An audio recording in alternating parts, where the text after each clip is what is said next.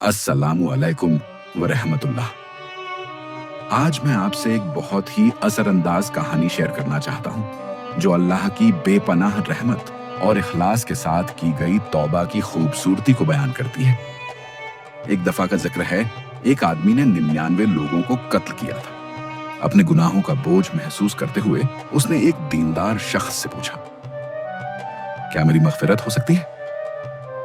उस शख्स ने जवाब दिया, नहीं, तुम्हारे गुनाह बहुत ज्यादा हैं। गुस्से में आकर उस आदमी ने उस शख्स को भी कत्ल कर दिया और कत्लों की तादाद 100 हो गई। लेकिन उसके दिल में अब भी अल्लाह की तरफ लौटने की ख्वाहिश थी। उसने एक दानिशमंद आलिम से वही सवाल किया।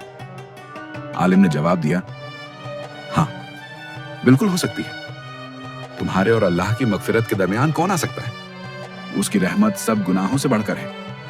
मगर तुम्हें यह जगह छोड़नी होगी और उस जगह चले जाना होगा जहां लोग अल्लाह की इबादत इखलास के साथ करते हैं। वो आदमी नए शहर की तरफ रवाना हुआ, लेकिन रास्ते में ही उसका इंतकाल हो गया। रहमत और अजाब के फरिश्ते उसकी रूह लेने आ गए। अल्लाह ने जमीन को हुक्म दिया कि वो उस शख्स को नेकियों वाली जमीन के करीब ले आए और इस वजह से उसकी मगफिरत कर दी गई।